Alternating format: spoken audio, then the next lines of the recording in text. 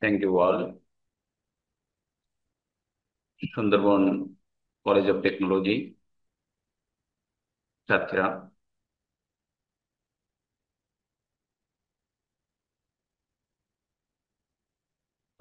Business English আজ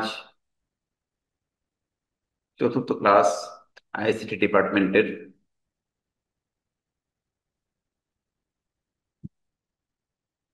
syllabus অনুযায়ী আমরা বিজনেস ইংলিশকে তিনটি ভাগে বিভক্ত করেই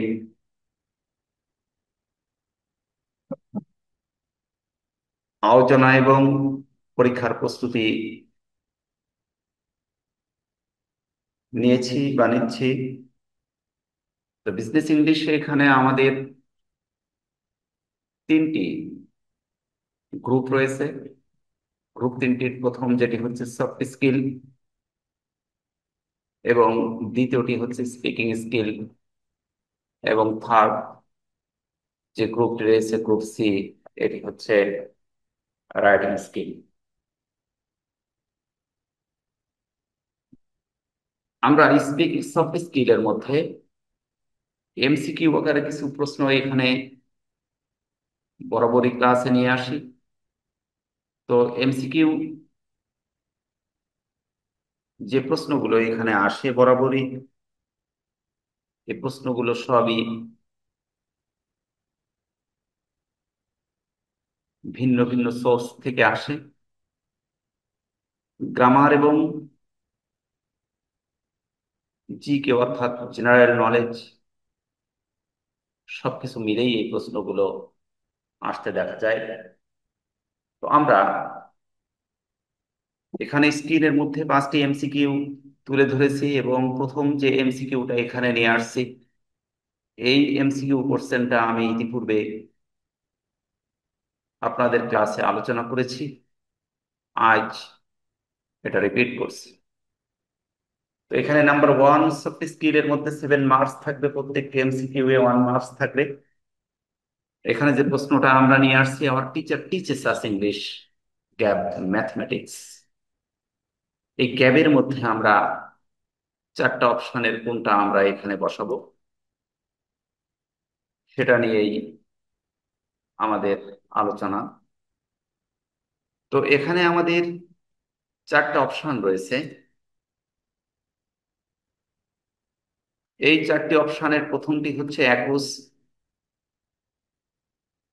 দ্বিতীয় প্রশ্নটি হচ্ছে এখানে, দ্বিতীয় অপশনটি হচ্ছে বিসাইডস, তৃতীয় সি বিসাইড, এবং ডিতে বোথ। এই চারটা অপশন আমাদের এখানে দেওয়া হয়েছে। তো আমরা এখানে সঠিক উত্তরটি যদি বাছাই করতে চাই, তাহলে আমরা বি বিসাইডস এই অর্থটাকে সিলেক্ট করব, এবং এই জন্য আমরা উত্তরটাকে খুঁজে বের করার জন্য আমরা ট্রাই করব এই সেন্টেন্সটির অর্থ বোঝার। অর্থাৎ the first and foremost condition is to understand the meaning of this sentence. If we can understand the meaning of this sentence, it will be easy to us to identify the right one in this gap. So we'll try to justify the meaning of this sentence.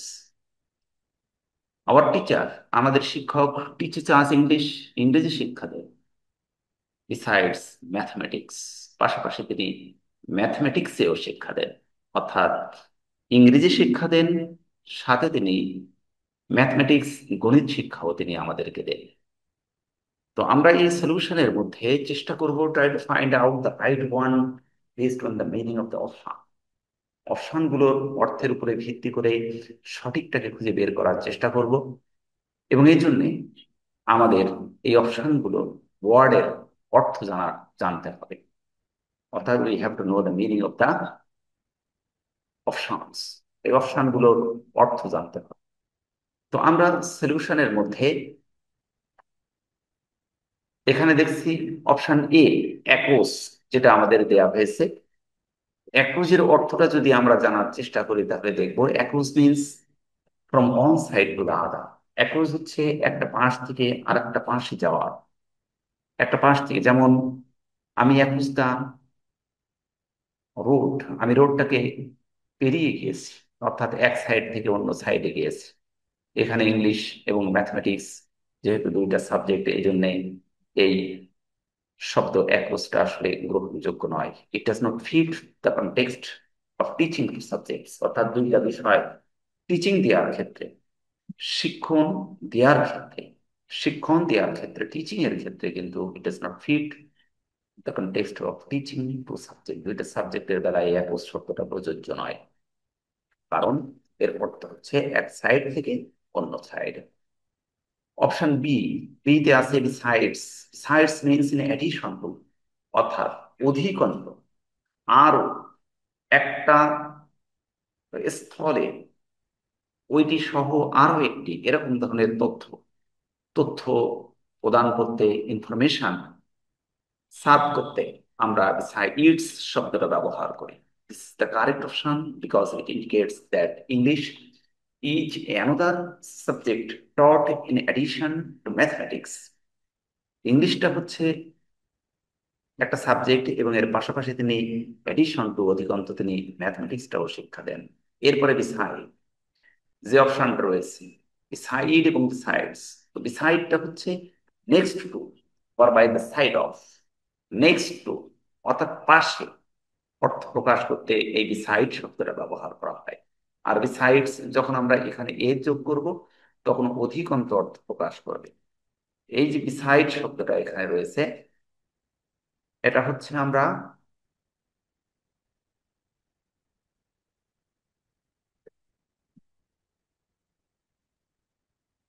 Beside যে শব্দটা আমরা দেখছি, এর অর্থ হচ্ছে,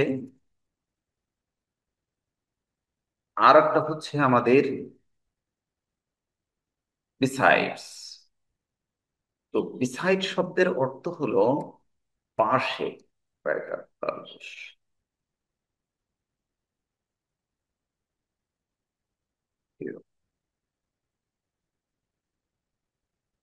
পাশে অর্থ প্রকাশ করতে ব্যবহার করা হয়, অর্থাৎ পাশাপাশি অর্থ প্রকাশ করতে ব্যবহার করা হয়। আর বিসাইডস যখন আমরা এ যোগ করব, তখন এটা কিন্তু প্রকৃতপক্ষে অধিকন্ত অর্থ প্রকাশ করতে ব্যবহার করা হবে। অধিকন্ত, অধিকন্ত অর্থ প্রকাশ করতে এটা ব্যবহার করা হবে। এই জন্যই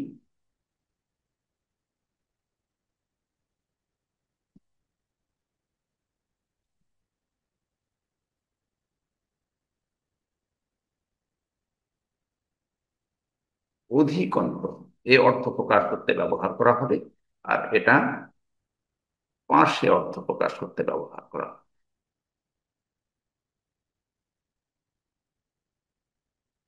তাহলে এই দৃষ্টিকোণ থেকে আমরা এই অপশন, অর্থাৎ এটা হচ্ছে অপশন বি,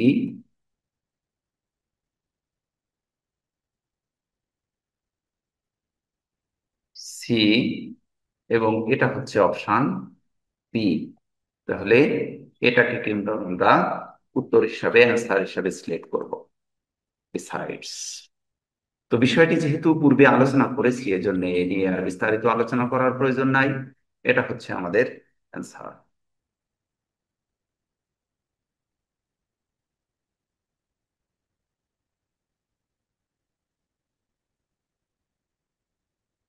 অ্যান্সার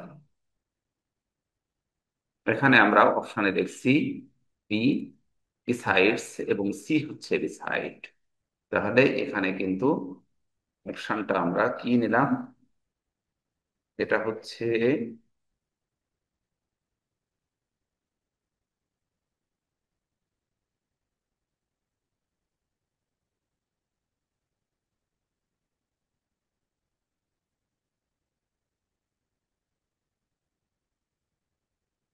এটা হচ্ছে সি। তাহলে আমাদের অ্যান্সার হচ্ছে besides, B.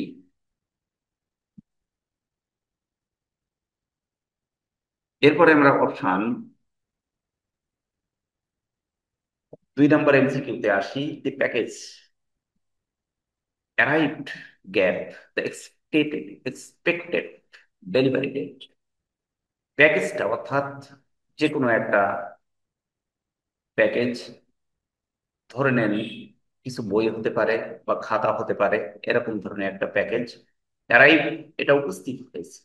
The expected delivery date, delivery date অর্থাৎ বিতরণের তারিখ ছিল ধরা যাক চলতি মাসের 12 অর্থাৎ 12 তারিখ। আজকে আমি অলরেডি এই প্যাকেজটা পেয়েছি, আমার ডকুমেন্টটা আমি পেয়ে গিয়েছি। তো এই জাতীয় তথ্য প্রদান করতে অন, ইন, অ্যাট এবং বিফোর, এই চারটা অপশন এখানে রয়েছে। চারটা অপশনের মধ্যে আমরা কিন্তু বিফোর শব্দটা এখানে অর্থগত কারণে সঠিক বলে ধরে নেব। কারণ এই প্যাকেজটা পাওয়ার কথা ছিল 12 তারিখে, ধরে নেন চলতি মাসের 12 তারিখে পাওয়ার কথা। আজ আমরা 8 তারিখ অথবা 9 তারিখে এই প্যাকেজটা আমরা পেয়ে গিয়েছি। এই জন্য the package arrived before the expected delivery date, অর্থাৎ প্রত্যাশিত ডেলিভারি ডেটের পূর্বেই এই প্যাকেজটি আমি পেয়ে গিয়েছি। অ্যাট নির্দিষ্ট সময়তে বা প্রতি অর্থ প্রকাশ করতে ব্যবহার করা হয়। ইন স্থিরতা অর্থ প্রকাশ করতে ব্যবহার করা হয়। অন নির্ধারিত টাইম তথ্য প্রদান করতে ব্যবহার করা হয়। তাহলে অপশনগুলো যদি আমরা বিবেচনা করি, তাহলে এখানে দেখব অনটা কিন্তু প্রকৃতপক্ষে এই যে অন শব্দটা, এটা কিন্তু নির্ধারিত সময় প্রকাশের ক্ষেত্রে ব্যবহার করা হচ্ছে। ইন, এটা স্থিরতা অর্থ প্রকাশ করতে ব্যবহার করা হচ্ছে। আর অ্যাড, অ্যাড এটা তে বা প্রতি তথ্য প্রকাশ করতে ব্যবহার করা হচ্ছে, মানে অর্থ প্রকাশ করতে ব্যবহার করা হচ্ছে। বিফোর পূর্বে তথ্য প্রদান করতে ব্যবহার করা হচ্ছে। এই জন্য এখানে the package arrived before the expected delivery date, এটাই হচ্ছে অ্যাপ্রোপ্রিয়েট। তো আমরা এখানে অ্যান্সারটা দিয়ে দিয়েছি। অনুরূপভাবে এখানে দেখছি he went to the store cab buy some groceries. He went to the store. Number 3 MCQ, এখানে আমরা দেখছি চারটা অপশন রয়েছে। এখানে আছে টু, তারপরে টি ডবল ও টু, তারপরে হচ্ছে এখানে আছে টি ডব্লিউ ও টু, তারপরে টি ডব্লিউ ও টু, তারপরে একটা আক্ষরিক টু এখানে লেখা হয়েছে। তো এখানে টিও টু তে বা প্রতি তথ্য প্রদান করতে ব্যবহার করা হয়। টু আর বা অধিকন্ত অর্থ প্রকাশ করতে ব্যবহার করা হয়। টিও টু এটা হচ্ছে দুই অর্থ প্রকাশ করতে ব্যবহার করা হয়।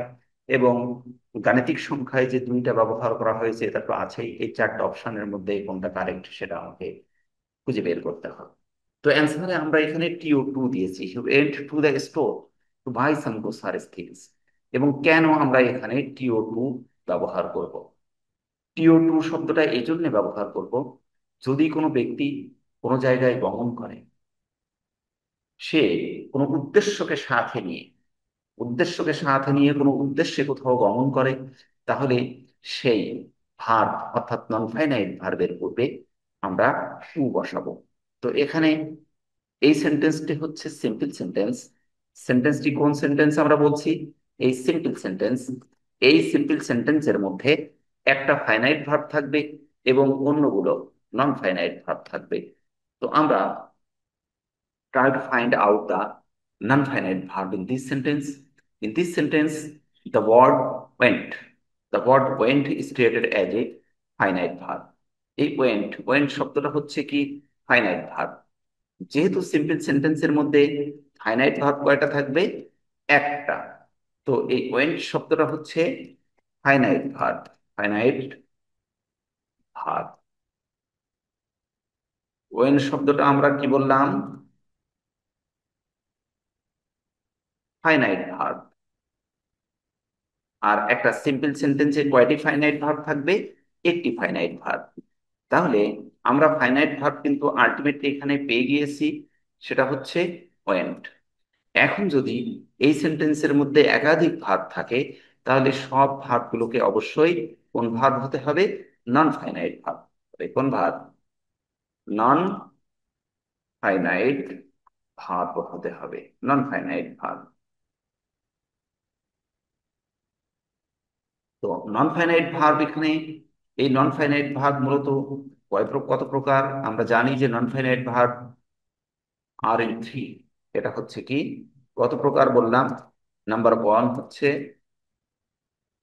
জেরান্ড, নাম্বার টু হচ্ছে পার্টিসিপল, নাম্বার থ্রি হচ্ছে জেরান্ড পার্টিসিপল ইনফিনিটিভ। তো এখানে আমরা এই তিনটা প্রকারের মধ্যে নন ফাইনাইট ভার্ব একটিকে আমরা গ্রহণ করব, সেটি হচ্ছে ইনফিনিটিভ। কারণ এই infinitive to plus verb one equal to infinitive. এই ইনফিনিটিভটা বলবে কোথায়, যখন কোনো ব্যক্তি কোথাও গমন করবে কোনো উদ্দেশ্য সাধন করতে, সেখানে to plus verb one equal to infinitive বসবে। তো এখানে আমাদের টু শব্দটা রয়েছে অলরেডি একটা preposition. If we insert in this position, in this gap the word to, then the sentence stated as a correct one. যদি আমরা এই সেন্টেন্সের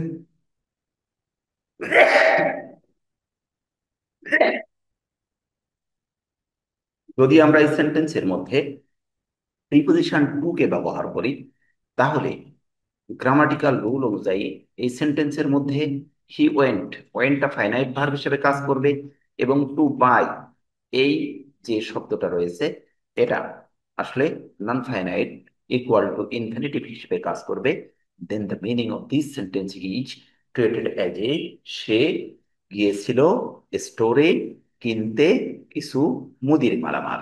তাহলে উদ্দেশ্য ছিল তার যাওয়াটা যে মুদির মালামাল সে কিনবে, এজন্যে তার কিন্তু প্রকৃতপক্ষে সেখানে যাওয়া উদ্দেশ্য ছিল যে সে মুদির মাল কিনবে, মুদিখানার কিছু মাল কিনবে। এই জন্যই তার ওইখানে যাওয়ার, অর্থাৎ ওই স্টোরে যাওয়ার দরকার ছিল। তো আমরা এখানে তাহলে বুঝলাম যে টু বাই এখানে অপশন আমরা টু কে অ্যান্সার হিসেবে গ্রহণ করব। যদিও আমরা অ্যান্সারটা এখানে সিলেক্ট করে দিয়েছি, কিন্তু টুটা এখানে অ্যান্সার হিসেবে আসবে।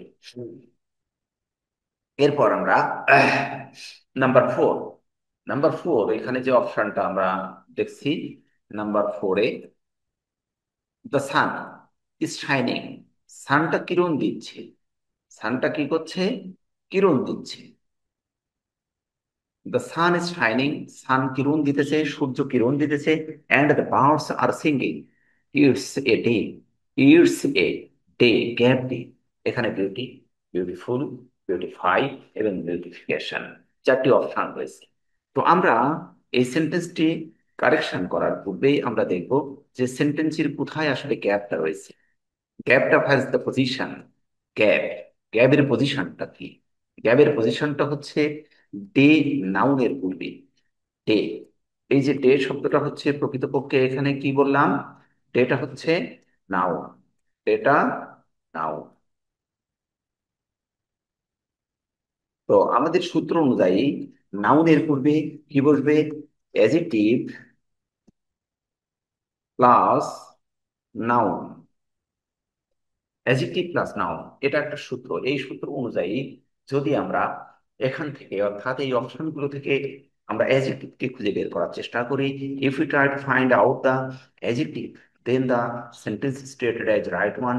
অর্থাৎ যদি আমরা এখান থেকে অ্যাডজেক্টিভটা খুঁজে বের করার চেষ্টা করি বা খুঁজে পাই, এবং অ্যাডজেক্টিভটাকে যদি এখানে ইনসার্ট করি, তাহলে কিন্তু সেন্টেন্সটা তার অর্থ, সঠিক তথ্য এবং সঠিক অর্থ প্রদান করতে পারবে। তো it's a day, it's a কি ডে, বিউটিফুল ডে।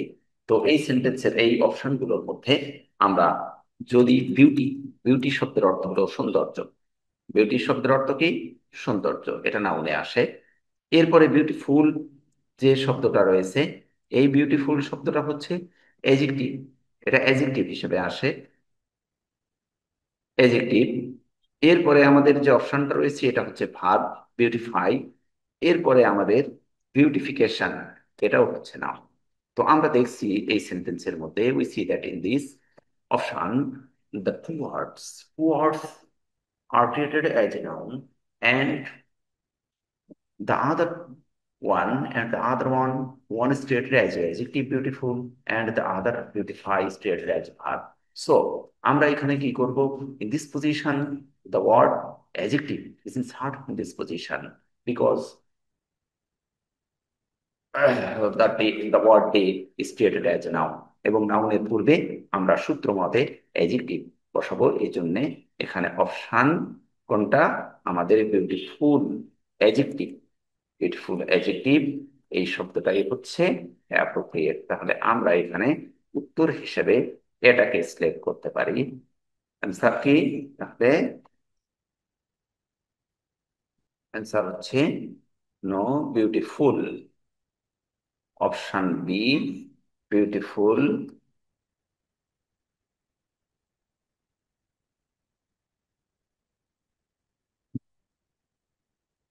এটা হচ্ছে আমাদের অ্যান্সার এখানে, কারণ সূত্র বলছে adjective plus noun, adjective plus noun সঙ্গত কারণে বিউটিফুলটা হচ্ছে আমাদের এখানে অ্যান্সার হিসেবে আসছে। এরপর number five. Number five, the gap her and trusted her for years. They know, they had known, knew এবং known.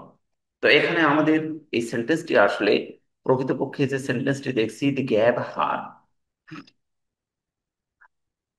এই গ্যাপে কোন অর্থটা বসবে? এখানে যে অপশনগুলো রয়েছে all the options are treated as a verb. এটা know, knew, known, had known সবগুলো ভার্ব পজিশনে আছে, কিন্তু which verb is correct in this option? কোন ভার্বটা আসলে প্রকৃতপক্ষে এই জায়গায় উপযোগী?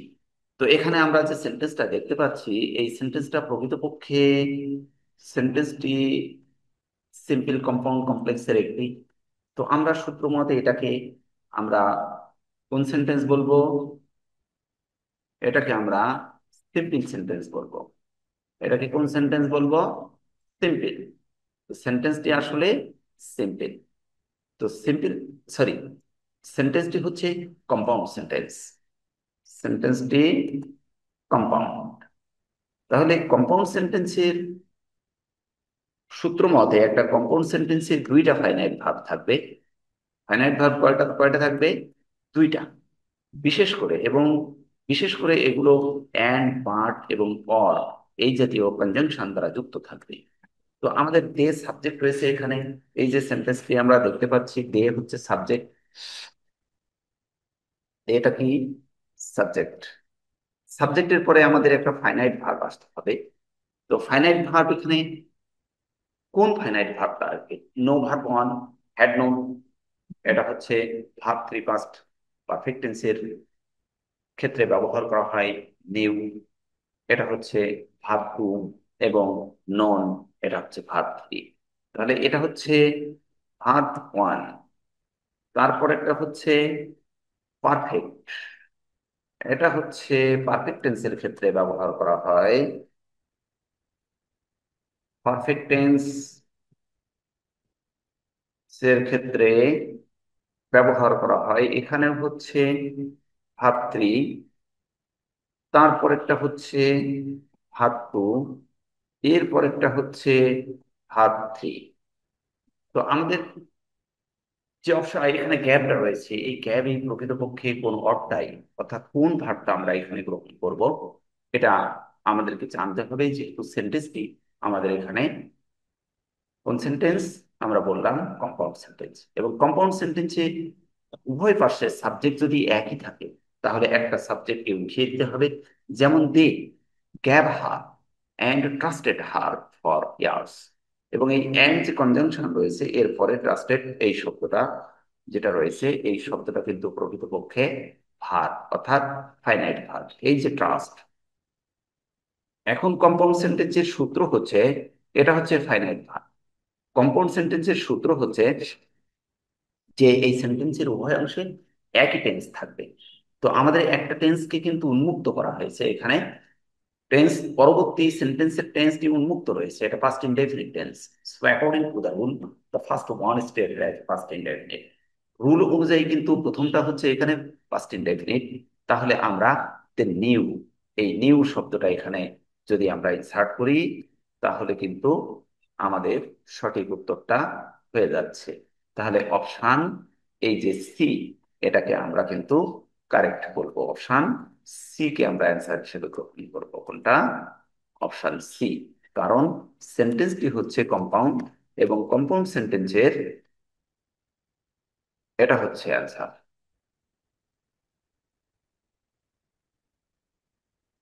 তাহলে এটা হচ্ছে আমাদের অ্যান্সার, অপশান সি, যেটাকে আমরা অ্যান্সার হিসেবে নিচ্ছি।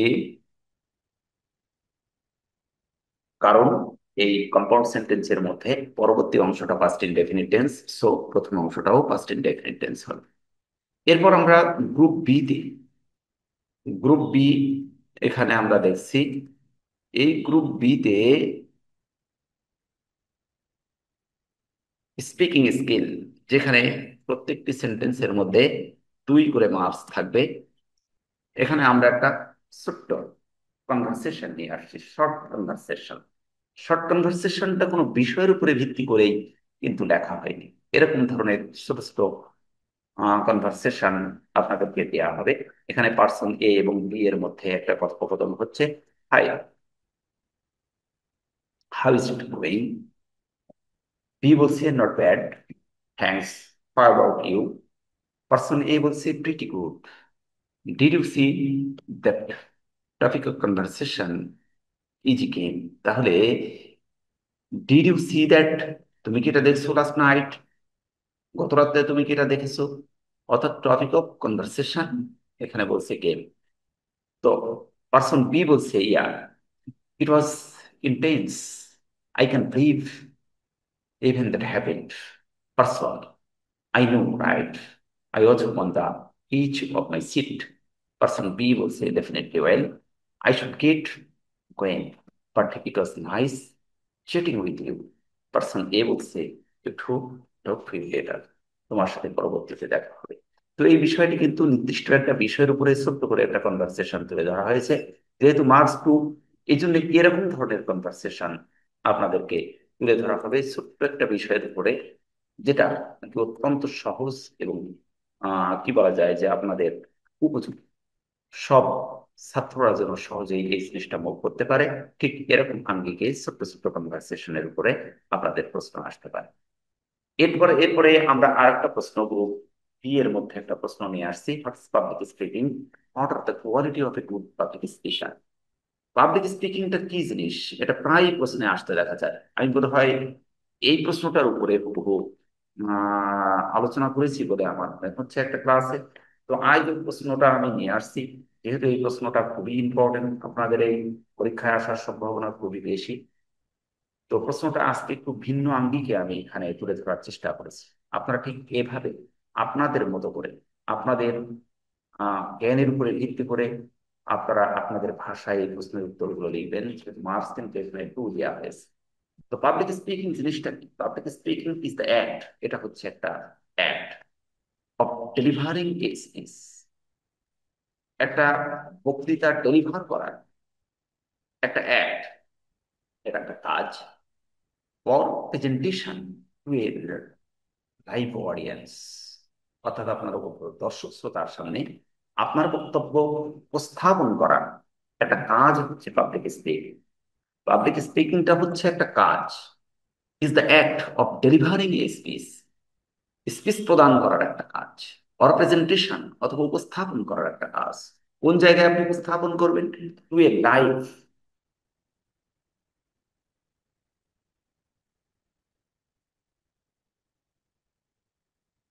হ্যাঁ, টু এ লাইভ অডিয়েন্স, অর্থাৎ আপনার সামনে যে দর্শক এবং শ্রোতা থাকবে তাদের সামনে আপনার বক্তব্য উপস্থাপন করার একটা কাজ। তো আমরা বলতে পারি যে public speaking is the act of delivering speech for presentation to a live live audience. Live audience, it involves, এটা সম্পৃক্ত করে কমিউনিকেটিং ইনফরমেশন, কমিউনিকেট যোগাযোগ সংক্রান্ত তথ্য, এটা ইনভলভ, এটা সম্পৃক্ত করে যোগাযোগ সংক্রান্ত তথ্যের, সম্পৃক্ত করে আইডিয়া, ধারণাকে সম্পৃক্ত করে, ওর মেসেজেস, বিভিন্ন মেসেজ বার্তা সমূহ সম্পৃক্ত করে, with the goal of informing, persuading, or entertaining the listener. লিসেনারদের লক্ষ্য অর্জন, goal of information, with the goal of information, goal লক্ষ্য, তথ্যের লক্ষ্যকে অর্জন করতে, পারসুয়েডিং তাদের প্ররোচিত করতে, পক্ষে নিয়ে আসতে, অর এন্টারটেইনিং দ্য লিসেনার, অথবা যারা শ্রোতা রয়েছে তাদেরকে বিনোদন দিতে। Public speaking can range from formal event like conference.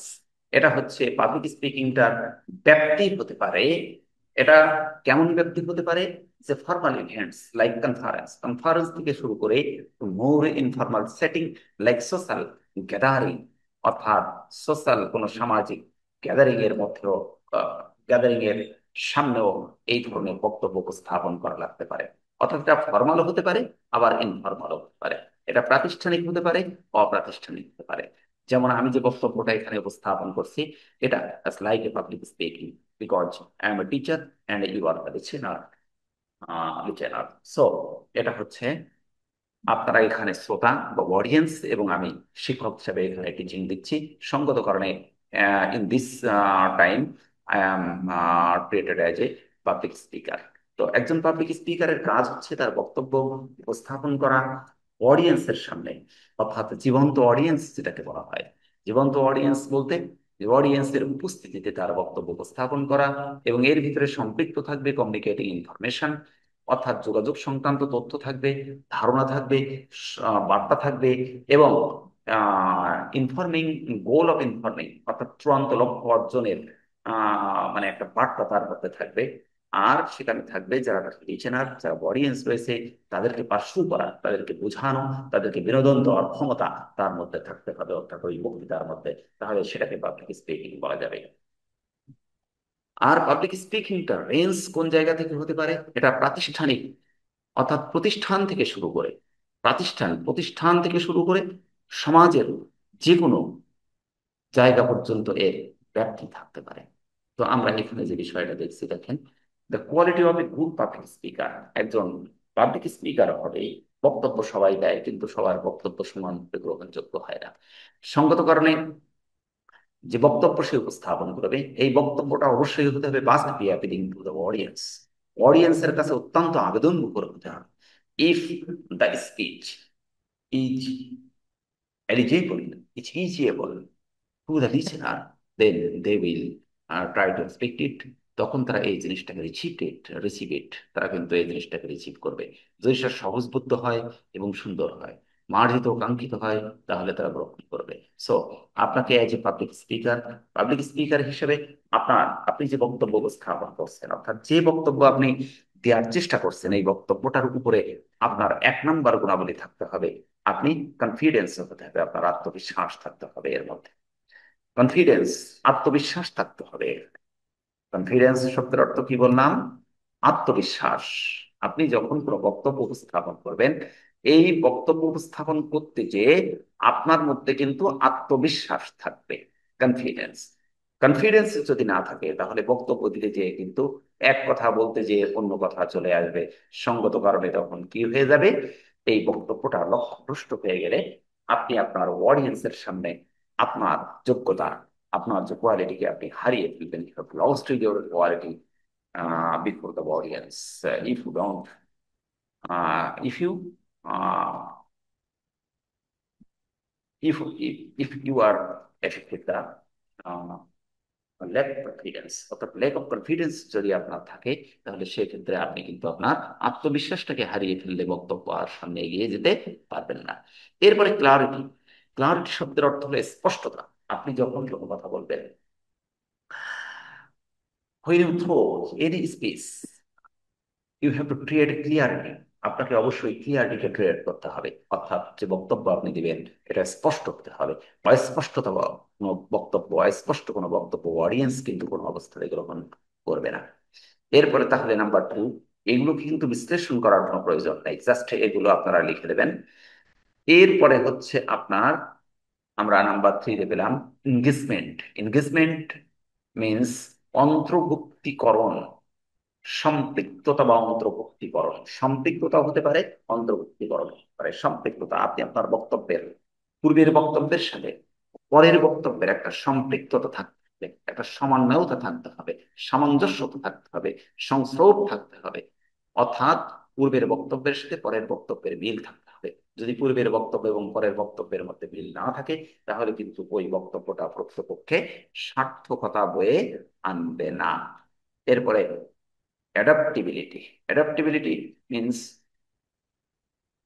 খাপ খাইয়ে নেওয়ার ক্ষমতা, যেটাকে আমরা একেবারে বাংলা কথায় বলি খাপ খাইয়ে নেওয়ার ক্ষমতা বা অভিযোজন যোগ্যতা, বা কি বলা যায়, খাপ খাইয়ে নেওয়ার যোগ্যতা বা অভিযোজন যোগ্যতা। এরপরে অথেন্টিসিটি।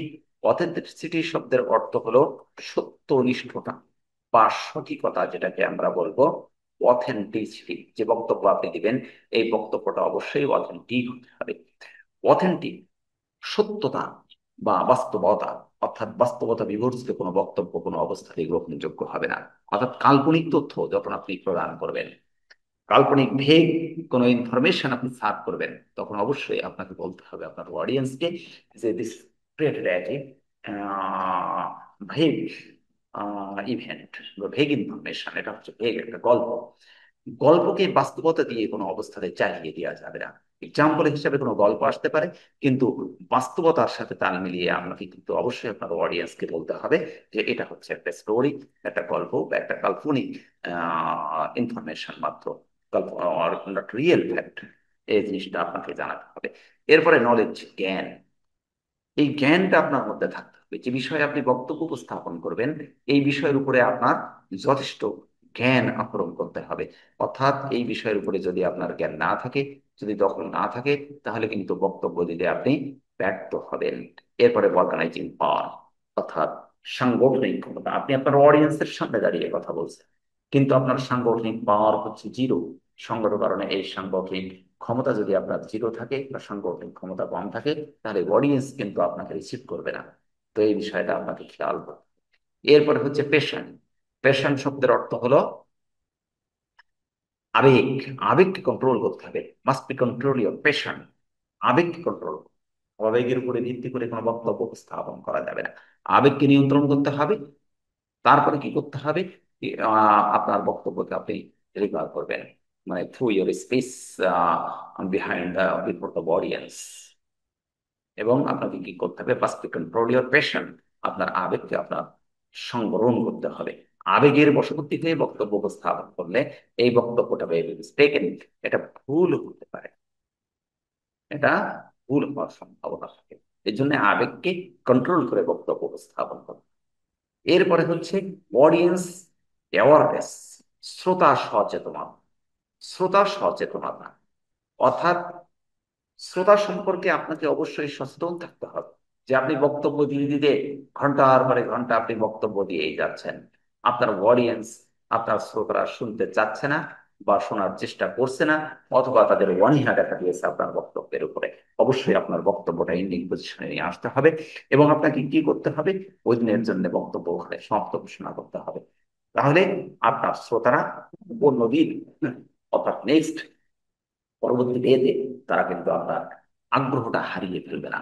আপনাকে অবশ্যই শ্রোতা সচেতনতার সাথে আপনাকে কথা বলতে হবে, যে শ্রোতাদের আশা, আকাঙ্ক্ষা, তাদের আবেগ এবং অনুভূতিকে কাজে লাগিয়ে আপনার বক্তব্য দিতে হবে। এরপরে প্র্যাকটিস, অনুশীলন। অর্থাৎ বক্তব্য যখন আপনি উপস্থাপন করবেন, at the first time you have to create the practice. আপনাকে বারবার অনুশীলন করতে হবে। বক্তব্য প্রয়োজনে আপনি নিজে নিজে দিবেন, বক্তব্য আপনার অডিয়েন্সের সামনে দিবেন, বক্তব্য আপনি আপনার ক্লাসের সামনে দাঁড়িয়ে দিবেন। অর্থাৎ আপনার বক্তব্য দেওয়ার যে ধরন, যে কোয়ালিটি, এই কোয়ালিটিকে অবশ্যই ইমপ্রুভ করতে হবে। এই ইমপ্রুভ করার জন্য ফার্স্ট এন্ড ফরমোস্ট